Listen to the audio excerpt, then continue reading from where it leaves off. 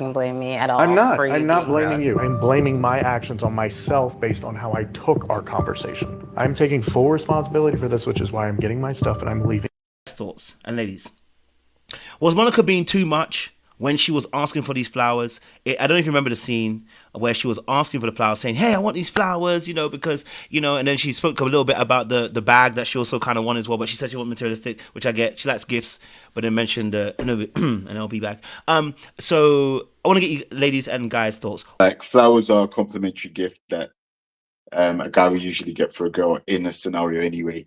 The fact that she had to prompt him, or let it be known how much she wanted them. Yeah, I wasn't really feeling it per se, because I would do that type of thing off my own natural accord, right? How I'm feeling about the person. But I think, the prompting of it, she was a little bit aggressive with it, but it wasn't the end of the world for me. Anyone have an opposing view to that? That they thought it wasn't. They thought it wasn't too much. I mean, it was too much. Sorry. Go for it, Elsid. Aggressive. There's that word again. But I'll let JR live on this. Could Stephen have a moment? Could the man have a moment? We're in Mexico. We're on this little honeymoon. Could we have a moment for me to get flowers? She's expecting him to go to production right now, today, next hour, and get her flowers.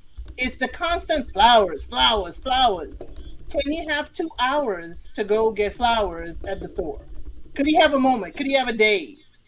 It seems like every day, every moment, it is flowers, flowers, flowers. It just was a lot so quickly.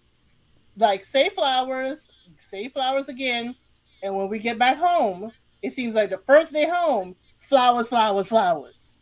Give the man a moment. Give him enough rope for him to trip off. That's all I'm saying. Love that. Anyone else having a similar view or an opposing view to that? I mean, you ain't got no choice actually, so you can either agree or you can disagree. I mean, we ain't really a choice. Yes, Jay, go for it.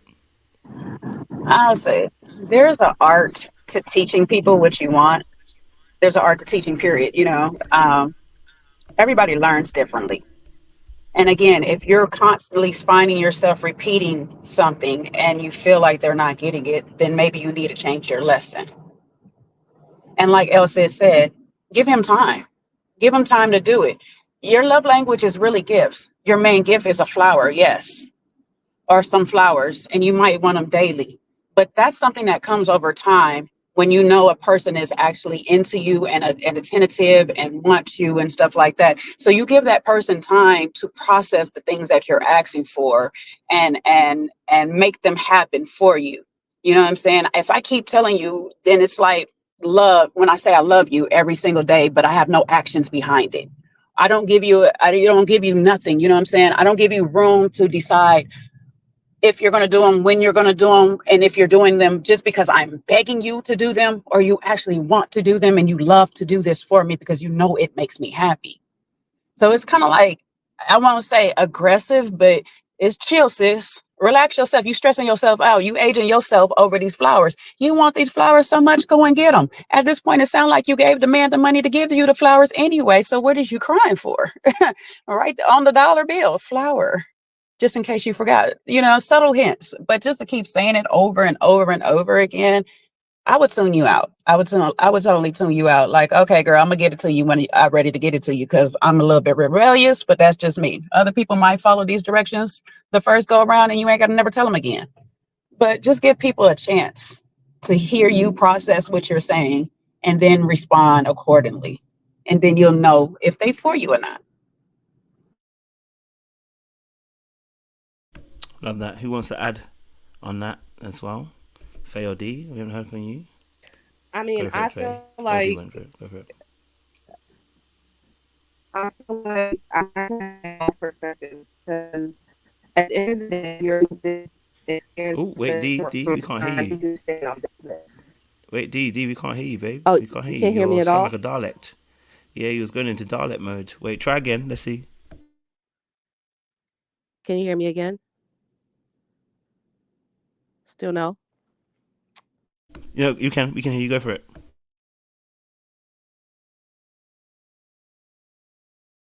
understand both perspectives for me. Like, I feel like you're in this period for such a short period of time that you want to be able to see that he's going to be a man of his word.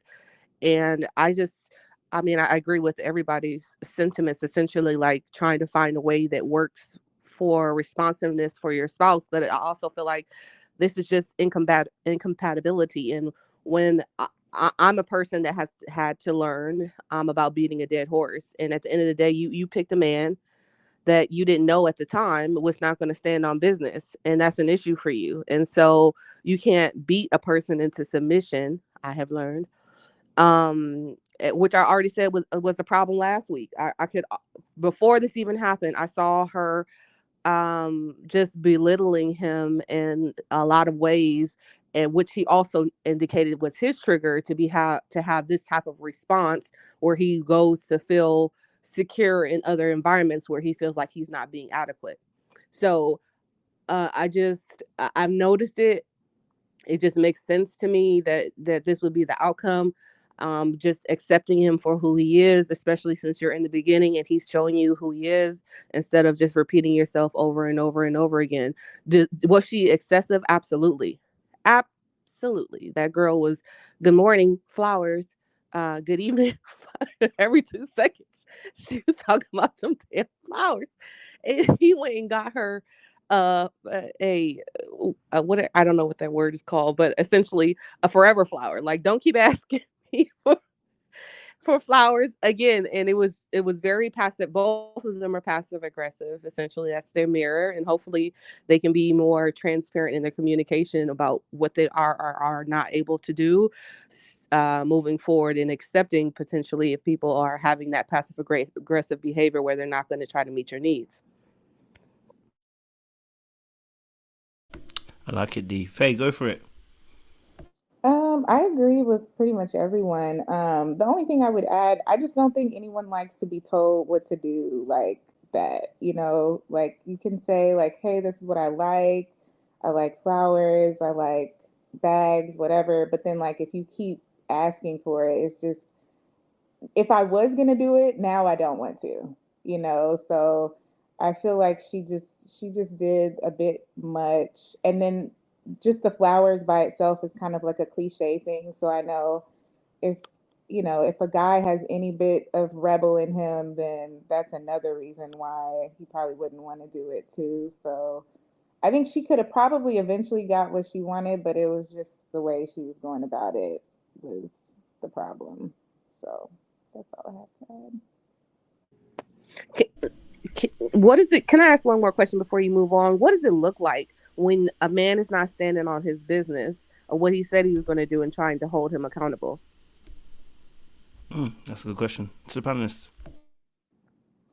I just personally feel like you have to give somebody time. Like, it's just too short of a window to hold him accountable in that situation. Like, yeah, he said he was going to do it, but then like they're in Mexico. It's a lot going on. He's down on hard times. Like, I don't know. I think you should confront someone eventually if they don't stand on business, but I think it was just too soon in this particular scenario. They just met. They talked for 10 days without seeing each other. We just met for 3 days in Mexico. You don't know each other. So whether he's not standing on business or not, you really don't know. You haven't been in real world situations with this man. So you got to give it, as Faye said, give it some time and watch him. I mean, maybe you told him and give him 24 hours and see what he does. And then you could talk off camera. But the constant flowers, flowers, flowers, I'm like, I don't want to see flowers. I'll probably be insulted by flowers right about now because Monica just kept going on and on and on about these daggone flowers. Go for Jay. So I'll say it's a catch-22 to it. I'm agree with Faye and El Cid that you should definitely give a person time. Some people don't need that much time. However, those people can be manipulative too. So it's kind of hard in this world, in this setting, because you don't pick up on the little nuances of the body language and the silent communications that we have with one another. Again, it's not enough time. We're in pods where you're not distracted by a whole bunch of other options and all these things going on in the world. So when we get outside into the real world, then, you know, you might want to say it one time, then just a reminder, this is something that I do like, and then just give it some time to see if they pick up on it. You know, unfortunately, there's no given time frame that you can actually see. You just got to go by watching a person's character. So you start, what you do is actually watch them overall. You don't watch them just with you, but you watch them how they behave with everybody in their world, you know, from the waiters to their mom to, you know, strangers off the street. You just watch how they act. And that should be like indicative of how their behavior is going to be and how attentive they are to things. And if they're going to actually stand on business, if they're a person about their word, when you watch them as a whole, not just with you, because they can be their word. They can keep their word with you.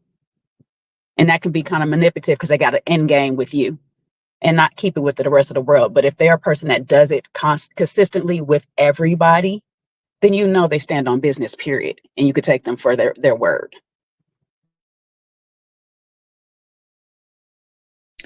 Yeah, I'll just say, yeah, it's been a very short time that they've known each other. So if the flowers were something that she really wanted, you can articulate that a certain way. You know, if you get on the guy's case straight away, then 9 times out of 10, he's going to give you those flowers more because you enforced it rather than him actually feeling like doing it.